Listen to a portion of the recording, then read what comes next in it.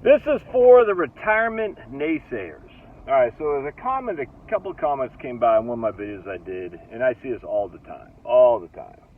No one can possibly live on Social Security alone. That's impossible. That's not a life you can enjoy.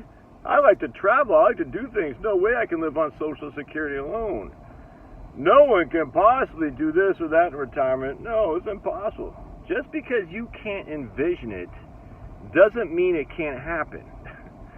There's an old lady, I don't know if she's still alive anymore, but there's an old kind of meme, if you will, for you who are aged political connoisseurs like your old buddy Josh. There's a woman named Pauline Kael, Kael, who used to write for the New York Times. And she said after Nixon won in 72 or 60, I can't remember, she says, "I can't believe Nixon won. No one I know voted for Nixon." And obviously the thing is, how could he have won? I don't know anybody who voted for Nixon.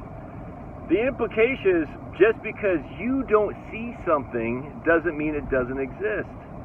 Just because you can't envision for your own life retirement on a budget that's a lot stricter than yours doesn't mean other people can't do the same.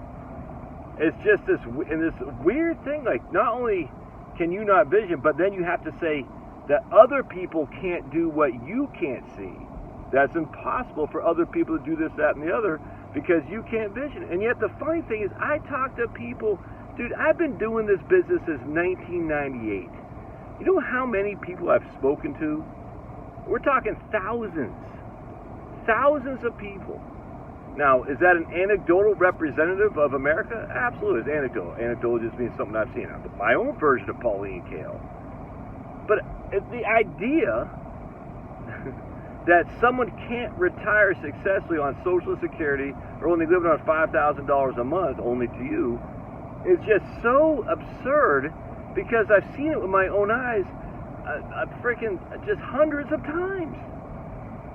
It's the weirdest thing. Well, you can't do that in California, and yet I know for a fact people are doing it in California because I have clients that are. My own aunt, who since disowned me because my take on climate change and the jab, was living off hardly just Social Security, and she still had enough time to take her vacations to see my uncle in Thailand, to get on a cruise ship and all that, which is odd because you're not really supposed to be doing that if you think CO2 is the evil.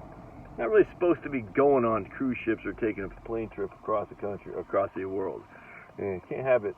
If you think CO2 is the evil, you definitely don't want to be getting on a cruise ship or taking a plane. That's just a fact. It's weird how that works. Anyway, so when I pointed that out to her, for a level of hypocrisy, she disowned me.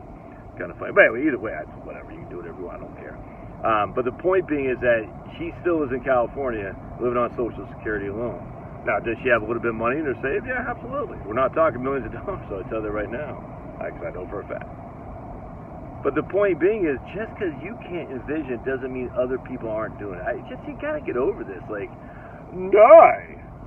I can't see living on $5,000 a month. Not I. And if I can't do it, nobody else can. I'm saying, now, you know how many? This is another thing that frustrates me about like housing is unaffordable and all this stuff. And look, I'm not saying it's cheap. Don't get me wrong. But the idea that you can't afford a house, maybe not in your metropolis, whatever that was called. Sometimes you got to go to where the houses are. Sometimes you got to go where the jobs are. The same kind of thing. I can't see buying a house in freaking, I don't know, we'll just say Athens, Ohio, or Springfield, Ohio with the Haitian immigrants. There you go. I can't see buying a house there, and I don't know what the properties are in Springfield, Ohio. I imagine not through the roof, which is why they put the Haitians there. Weird how they put the Haitians in Springfield, Ohio. They put the Somalis in Lewiston, Maine, and then in Michigan, too. Kind of weird. Almost like they're trying to force integrate. Kind of strange. Anyway, so the point being is there are plenty of houses out there. Plenty of houses. Sometimes you got to drive to them. Sometimes you can make your commute high.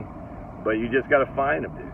Now, obviously, I just don't get it. Oh, baby boomer. Boomer much? Okay, boomer. Like, dude, first, I'm not boomer. Secondly, sometimes you have to sacrifice in order to get the things you want. I wanted a bigger family. I wanted 5. We got 4, which means we're never going to have a second home. We're never going to have a second home. I knew that going in. My wife knew that going in. Hell, we feel very fortunate and lucky to have the home we have right now. Because when third and fourth kid came around, we didn't have anything like we have now. You know what I'm saying? We had 3 beds and 1 bath, and a leaky roof, and that's it, man. And 1 bath between 6 people, and Charlotte's sister was living with us, so 7 people. And that's just the way it is. Sometimes you got to commute. Sometimes you got to live in Newmarket, Virginia, and commute to the D.C. area to Tyson Corner. I mean, again, living in Shenandoah Valley, people did that all the time because they just had to make ends meet. Would I want to do that? No. Sometimes you got to work a part-time job at R.R. Donnelly, like I did, binding books at night, so you could have enough money to pay the bills. I mean, these are sacrifices that everyone has got to do. Sometimes, yeah. Sometimes that house you want is going to be beyond your realm to buy. And you got to say, I'm going to have to buy something smaller. Well, that's what we did. I mean, this is what people have been doing since the beginning of mankind. This is Economics 101. There's scarcity. Your decisions are based on scarce resources. Scarce resources being your financial resources, but when it comes to retirement, scarce resources being your time, which is why I encourage people to say, hey, let me look at this differently. Just because other people say they can't do that doesn't mean I can't. Maybe I can. Have you ever thought about it? Have you tried? I got a guy email me the other day. He's like, I have no clue what my expenses are. I said, well, that's gonna be a problem. It's gonna be a problem. You better know that because everything around retirement revolves around expenses. If your expenses are $4,000 a month, and you're thinking your expenses are going to be $9,000 a month, well, yeah, you probably shouldn't retire because you have no clue. But what if your expenses are $4,000 a month and you're budgeting for $9,000 a month? Doesn't that seem a little bit off the record? Does it seem a little bit odd? But I got to spend $9,000 a month because that's what everyone says. I can't just spend $4,000 a month. But you don't know if that's true. You have no clue. If you have no clue, then you have no business saying to other people what they can and cannot do because you don't have any clue about them. Love your thoughts. God bless. Don't forget to fondle. And if you don't like this video, still fondle the dislike button. It's okay. As long as likes outnumber dislikes, you can dislike this video. It's fine with me. All right. Love your thoughts. God bless.